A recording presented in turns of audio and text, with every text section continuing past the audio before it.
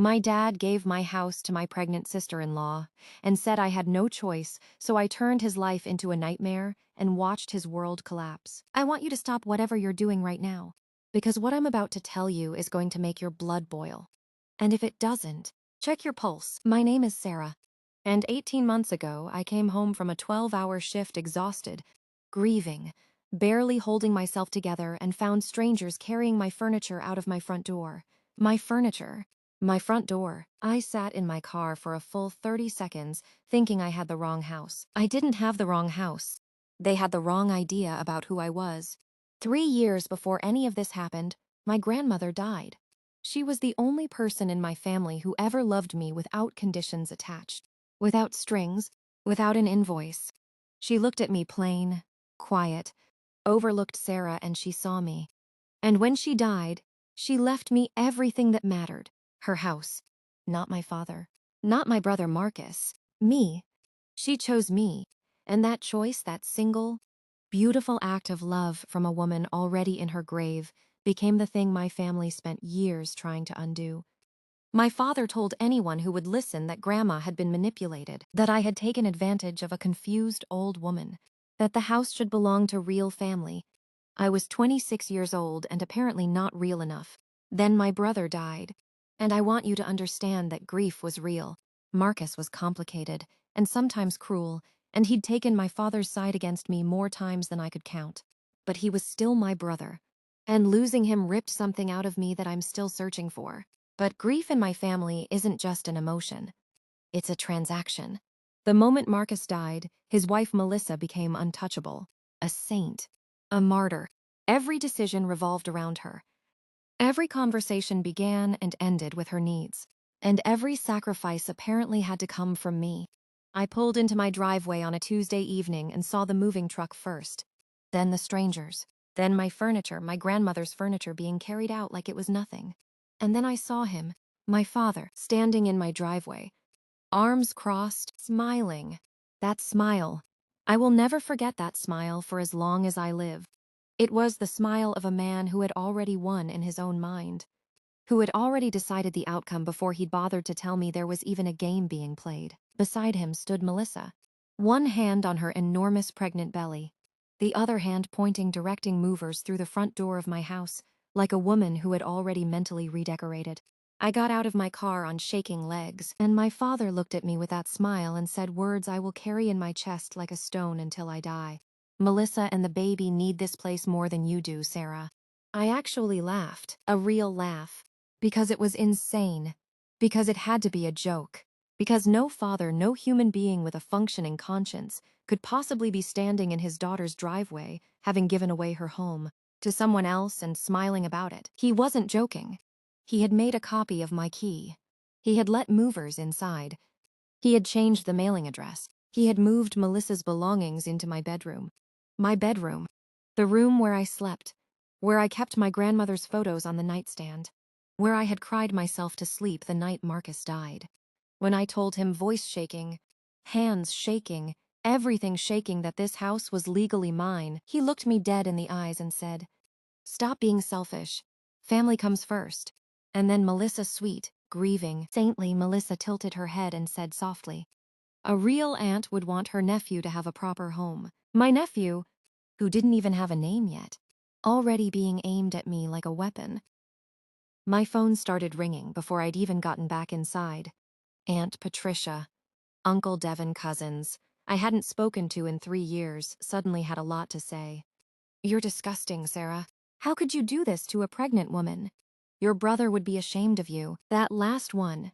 Your brother would be ashamed of you." I hung up the phone and sat on my kitchen floor. The kitchen floor they were planning to take from me, and I cried until I couldn't breathe. Not because they made me feel guilty. I want to be honest about that. I cried because in that moment, I understood something that I had been too desperate and too hopeful to see before. I was never their family. I was their resource. Useful when I was quiet. Useful when I was small. Useful when I asked for nothing and gave everything. The moment I had something they wanted, I became the enemy. I didn't sleep that night. I lay in the bed they had tried to give away, and I made a decision. I was not going to scream. I was not going to beg. I was not going to send a heartfelt message about how much this hurt. I called the police. My father lost his mind. He called me vindictive, unhinged, cruel beyond measure. Melissa burst into tears so immediate and so theatrical, I almost wanted to applaud her. Dad told the officers, actually told them, with a straight face, that I was traumatizing a pregnant, grieving widow. The officers listened very patiently. Then they asked to see the property deed. My name? My name? Right there in black and white. They told the movers to stop. They told Melissa she needed to leave.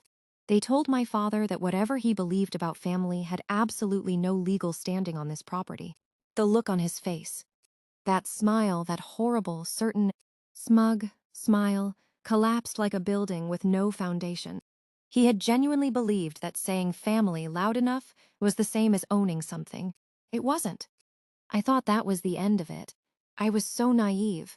By the next morning, my father had rewritten the entire story. In his version, I had dragged a sobbing pregnant widow out of a house by her hair and thrown her into traffic. He posted about it online. Long, emotional posts dripping with grief and moral outrage. Melissa uploaded crying videos, face bare, eyes red, hand permanently attached to her belly, talking about how cruel I was, how I had stolen her baby's future, how she had nowhere to go. Strangers who had never met me sent me messages telling me I was a monster. My employer received phone calls. My neighbors received visits. My name was being dragged through every group chat and family gathering and Facebook comment section like it was sport. It was relentless. It was devastating. And it was the biggest mistake my father ever made in his life, because the harassment made me angry enough to dig. I wasn't looking for it at first. I was pulling together estate documents for my attorney, just building a paper trail to protect myself when the numbers stopped making sense. I went back further. The numbers stopped making sense worse. Tens of thousands of dollars. Missing, moved, gone. I went back further still. Hundreds of thousands. My father had been managing my grandmother's estate for years before she died. He was the one she trusted with paperwork, with accounts, with signatures. And he had used that trust like a personal ATM, borrowed against estate assets, transferred funds between accounts in ways that only looked innocent if nobody ever looked closely, covered every track with just enough legitimacy to be confusing. He thought nobody would ever care enough to untangle it. He forgot he had a daughter who now had absolutely nothing left to lose. And then the truth about Melissa came out. And I want you to really hear this part, because this is the part that made me sit in my car in a parking garage and scream until my throat was raw. Melissa knew. She had always known. My father had promised her my grandmother's house months before Marcus died. Months. They had been building the plan together, discussing how to pressure me, deciding how to frame the narrative, waiting for the right moment to push. Marcus's death didn't create the situation. It just gave them the perfect cover, and the pregnancy, the belly Melissa never stopped touching, the baby she used in every sentence like punctuation, was never just a baby. It was a strategy. The grief was real. I won't take that from her. But the victim story, completely, deliberately, coldly constructed, while I was grieving my brother. While I was working 12-hour shifts, while I was being a decent human being, they were building a trap around me. I hired a forensic accountant, then the best attorney I could find, then a second attorney because the first one told me the scope of what we were dealing with was beyond what he typically handled. And then I watched. The lawsuit landed on my father's life like a demolition. Bank accounts frozen, properties flagged for investigation, subpoenas issued. Years and years of carefully buried secrets pulled into the light, one document at a time. And the family, oh, the family.